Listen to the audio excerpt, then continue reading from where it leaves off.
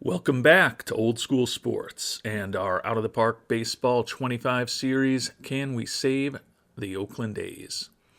And it is Monday, February 1st. The beginning of spring training is 3.5 weeks away. Our IAFA signing period is already over. We signed one player for the maximum $5.7 million. The shortstop, Nelson Ramirez, very excited to have him in the organization. Like a lot of things about him, high leadership and work ethic, good infield range. Think he can ultimately be someone who helps out in an infield position defensively. And if his bat comes close to reaching his full potential, he is a very special bat with above average speed and slightly above average base running instincts at this point. So we think the Governor can be a very good player for us going forward. Responding to one comment from the last episode, Peter Hooper wondered what had happened with Ramiro Rivera and Jesus Garza, the two second and third in our mind pitching prospects in the pool who were looking for less than $1 million and that we were hoping to potentially supplement in with our big signing, although pricing-wise that didn't end up working out. And Rivera and Garza still on the market. You can see there are a lot of teams who still have a lot of money to spend, so it'll be interesting to see where those two end up going for, given that they are two of the top pitchers available at this point in an admittedly relatively weak pitching class of international amateur free agents. As the calendar turns to February, there's really not anyone all that interesting available on the free agent market at this point. Not that we were ever going to be big players in the free agent market this year. We'll still continue to hopefully pick up a few more players to bolster our minor league system and give us a little bit of organizational depth in the coming weeks. But right now we're going to just keep moving forward, approaching spring training, figure out who we're going to bring to camp, and hopefully get through camp healthy and well and ready to head north to Oakland as we're going to be pursuing a three-peat here in 2044.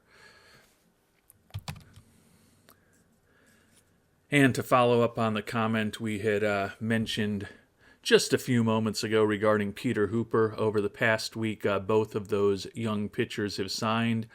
Ramiro Rivera signed for just $660,000 with the Dodgers, so he looks like someone who we may have been able to layer in if we had decided to go a different direction than Mr. Ramirez. Garza, though, also signed with the Dodgers, but for a little over $3 million. So as we kind of anticipated, with limited quality left and a lot of money still on the books, one of those two players ended up going for a pretty significant amount. And we've made it to the start of spring training, running a full 60-man roster here in 2044. We will find out the results from the player development lab tomorrow. Looks like we doing maybe a little better overall since the last time we checked in, although I'm not quite sure. Unfortunately, we've got 4 guys set to have potentially poor results. Mike Mercer, the pitcher, he's been struggling throughout, but now Bobby Armstrong in terms of improving his power, Darnell Selvey in terms of improving his ability to draw walks, and Wilson Rangel in terms of something relatively simple like secondary pitch improvement, all struggling as well. Certainly not excited to potentially be looking at 4 poor results when all is said and done. Hopefully things will be a little better than that when we move forward to tomorrow. And before we do move forward, as spring training gets underway, no material injuries impacting anyone on the Major League roster at this point. We are going to, as we always do, go with a six-man rotation. Ariola, Villarreal, and the new addition King, not surprisingly, 1, 2, and 3. Blumenshine, Rangel, and Comunez going to be our 4 through 6 starters in spring training. John Knight is the other guy who likely will be considered for a spot in the starting rotation as the season moves along. But right now, I would have to think, unless there's some injuries, most likely Blumenshine, Rangel, and Comunez, some combination of those two will be our 4th and 5th starters in what we expect to once again be a very good rotation. And just as I was saying, there were no injuries. Of course, one of our fragile pitchers suffers an injury. John Knight, who we were talking about, wasn't top of the list to potentially be a starter, but would have loved to at least have him as an option if we do end up having some other injuries. Through 35 pitches yesterday, suffered a hamstring strain on opening day of spring training, and Mr. Knight looks like he will be beginning this season most likely on the IL. Also time to check in on how our programs ended up going. Mike Mercer, poor result in his pitch movement program. Mercer, 20-year-old, one of the top prospects in our organization, and he didn't improve his movement, and he actually lost a mile in velocity. So that's very disappointing. Jim West and Gabe Kimball, a couple of young infielders, both no improvement in their programs. No improvement also for Vasco Espargera, another young prospect. Edgar Alacon, no improvement in his control program. We're off to a brutal start here. Poor result for Bobby Armstrong in generating bat speed, and it looks like he may strike out a bit more frequently, so that's disappointing. No improvement for Pimentel in plate discipline. And Darnell Selvey, poor result in his plate discipline. He's not going to draw any more walks, and he's actually going to strike out more often, potentially. So a brutal set of results so far. The fourth and hopefully final poor result was Wilson Rangel with his secondary pitch improvement program. His arm proneness, injury-wise, moved from normal, bordering on fragile, to somewhat fragile. So 4 out of 20 poor results and a lot of no improvements. Definitely not great as we think about what we were hoping to achieve. That being said, we'll start getting into some of the better news. 3-time defending Cy Young Award winner Federico Ariola improves his current and potential sinker, which is nice. Kevin King, who we brought over, improves his current and potential knuckle curve. So both of those guys improving their stuff a little bit. Devin Carrick, the young outfielder, successful in generating bat speed. Current power rating improved by 5. Joe Heilman, we knew this one was a long shot, but we figured we'd give it a try. Defending Mariano Rivera Award winner, we tried to add another pitch for him just because there was really nothing else to try to improve. Heilman is a fantastic, soon-to-be 25-year-old who has been a dominant reliever basically ever since he came up to the majors.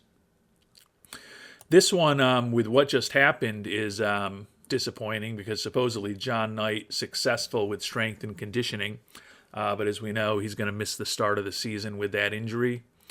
Juan Ramirez improves his eye, successful result in the plate discipline program. That should help the young DH on the margin. Luis Villarreal, secondary pitch improvement, did some modest improvements to his sinker. No improvement for the young outfielder Kadir Noyle, working on bat speed. Jacoby Manelli improved his contact. Current and potential BABIP both getting better. Outstanding result also for Jerry Stevenson, improving his pitch arsenal. He's one of the closer to the majors young pitchers in our organization, in camp with us this year, and his current and potential splitter both improved. And last but not least, Roque de la Paz worked on his slider and some improvement there for the young left-hander who will be competing for a spot in our bullpen this year. So ultimately, though, our success rate not that great. 2 outstanding programs and 7 successful programs. So only 9 out of 20, or 45%, went in the right direction. 7 with no improvement, and then the 4 that we talked about, 20% of the programs were poor for us this year. So can't say this is really the overall result that we were hoping from in the development lab, but we've still got another several weeks to work on things, and hopefully we'll have a little more success working on some defensive-oriented programs over the next several weeks during spring training. And every program that we're going to run here in spring training is focused on defense. We've got a lot of challenging ones too, so I don't know how high our success rate is going to be, but focused on some of the young prospects initially, some of the difficult programs, Kimball, Moreno, and Baldy working at defense at shortstop, Jeremy Wright working on center field. You can see starting to get into some more major league players with this list here. Kadir Noyle also working on a difficult program in center field. Jim West working at short. Bobby Armstrong and Jesus Aguiar are center fielders, both working on their defense.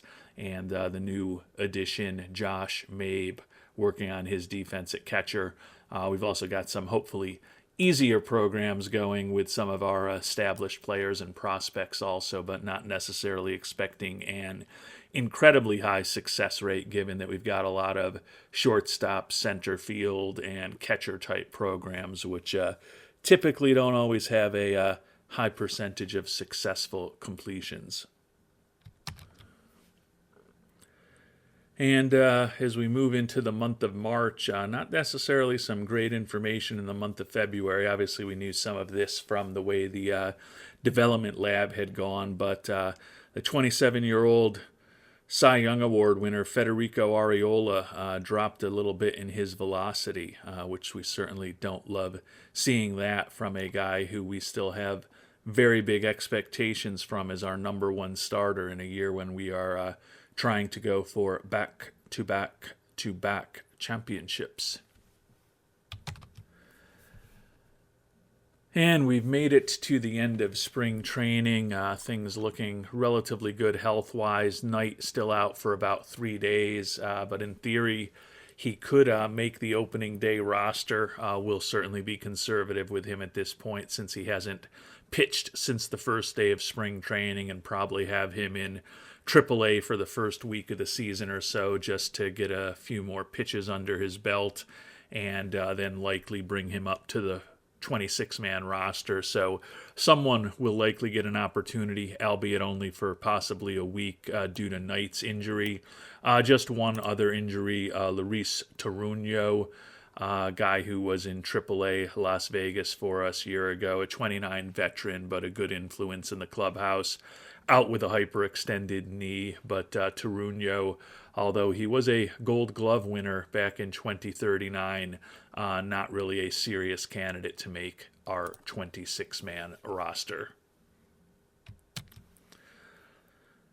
Player development-wise, not surprising with a few days left to go that with the number of difficult programs we started, a lot of players are frustrated.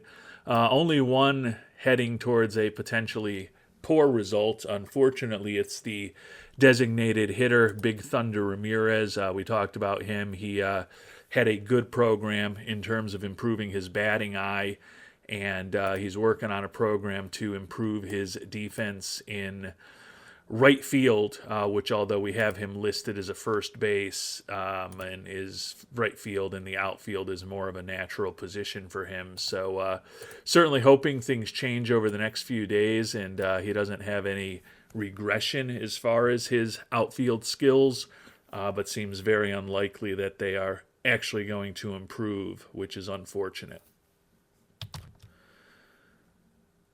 And with spring training now over, we begin the difficult choices necessary to cut down from the 59 players we had left in camp to the 26 who are going to be coming north with us.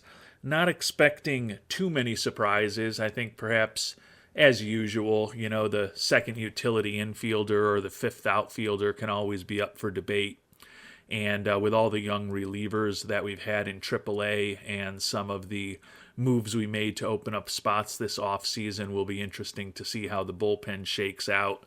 And as I noted earlier, probably one player who wouldn't have otherwise made the team is going to get an opportunity because Knight will be beginning the season in AAA. And pitching-wise, I mentioned that there was a big three-way battle for those final two spots, and Blumenshine, Rangel, and Comunez all pitched very well during spring training.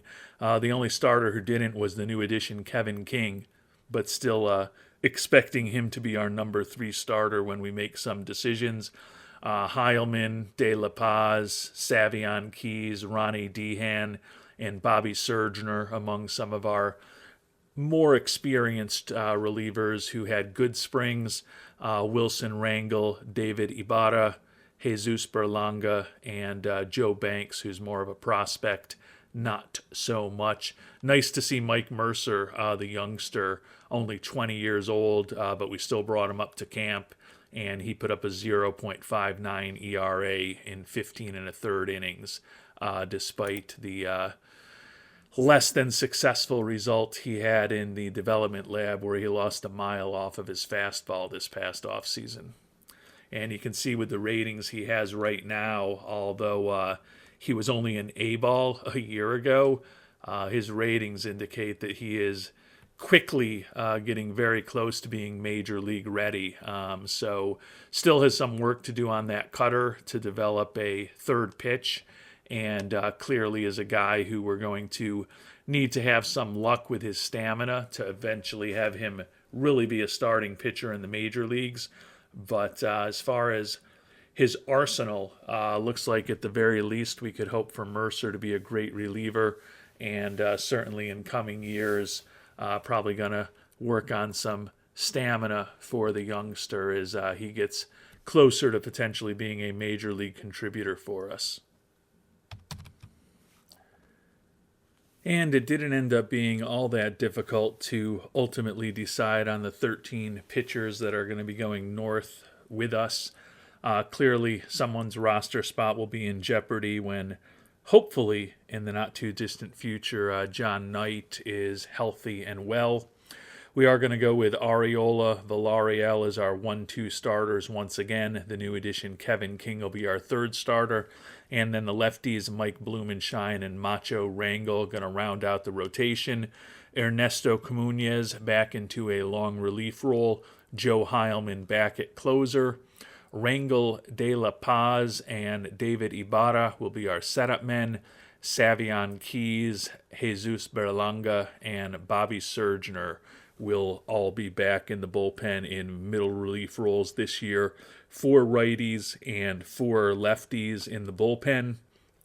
3 lefties and 2 righties in the rotation. So definitely a left-handed heavy pitching staff, but reasonably well balanced with 6 righties and 7 lefties.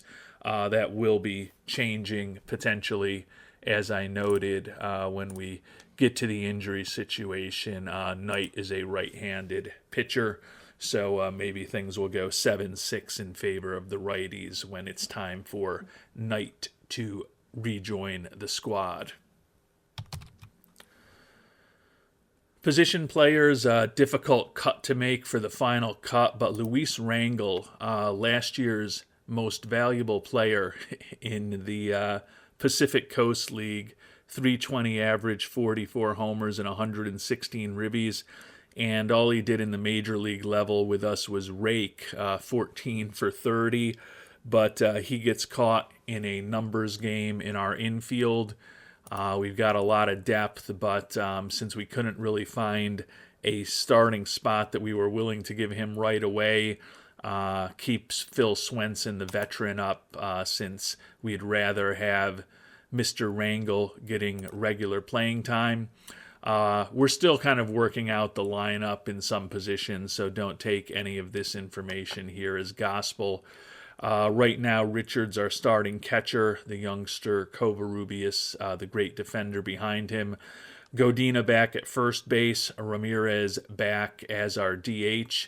There's going to be a platoon at second base, give David Palomares the opportunities against right-handed pitching, and the youngster Nelson Ramiro the opportunities against left-handed pitching. Phil Swenson back as a utility infielder. Juan Pimentel, last year's American League Most Valuable Player, back at third base. Chisin Iwata back at short. And no surprises in the outfield either. Left, center, and right, once again, Selvey, Armstrong, and Uresti. And Jesus Aguilar is once again a utility outfielder for us as we prepare for the 2044 season. And as we get ready for opening day tomorrow, we'll take a look at the preseason predictions. After two straight 120-win seasons, our A's projected to win just 114 games this year, only win the AL West by 28 games this time around. The Blue Jays with 96 wins projected to be the second best team in the American League. Our three best offensive players, two-time MVP Pimentel, one-time MVP Jonah Richards, and Luis Godina, all expected to have big-time seasons for us here in 2044. Pitching-wise, doesn't look like any of our pitchers did incredibly well in the simulation. Steve Genis, the veteran from Texas, seven-time American League Cy Young Award winner, projected to go 17-7. And then Danny Hightower, 33-year-old, projected to have a monster 20-6 season with 206 strikeouts and a 2.76 ERA for Toronto. Over in the National League, the Dodgers expected to be the only 100-win team, and the Pirates expected to have the second-best record with 96 wins. A lot of monster seasons projected. Last year's most valuable player, Kwame Gathright, expected to have another huge year, hitting .318, 36 homers, and 120 ribbies. Pitching-wise, some very familiar names expected to have monster seasons. Andy Grimes of Washington, bouncing back from an injury-plagued season, projected to go 10-10 with a 3.37 ERA and over 11 strikeouts per 9 innings. And Mike Ramsey projected to win 22 games for that 101-win Dodgers team while putting up a 2.53 ERA and striking out a silly 280 batters. So we will find out, starting next episode, how our Oakland Athletics do in our quest to win a third consecutive title. Until our next episode. Well, I guess I probably should move forward with just one day left to opening day and let you know what happened in the development lab before things finish. Jacoby Manelli struggling to improve his defense at first, and Big Thunder Ramirez continues to struggle to improve his defense in right field. But we'll sim forward one more day and see how the development lab works out. And it's going to take a moment because we're simming all the way to opening day of this 2044 season.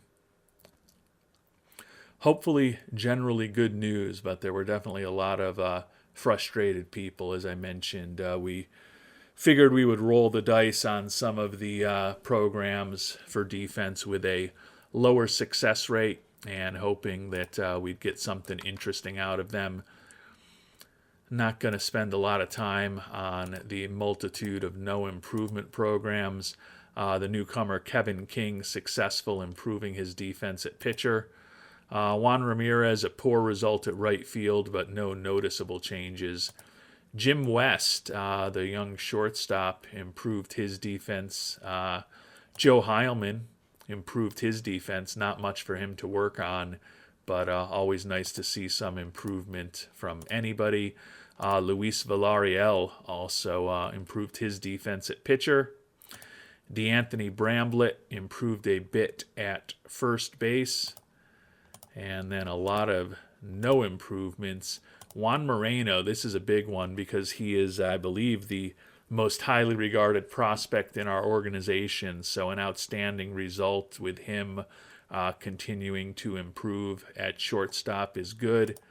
And everything else was no improvement. So fortunately, just the one poor result in the development lab, and it doesn't look like it really had any noticeable impact. But a lot of no improvements while working on the defense, unfortunately, is what it is at this point. We are to opening day.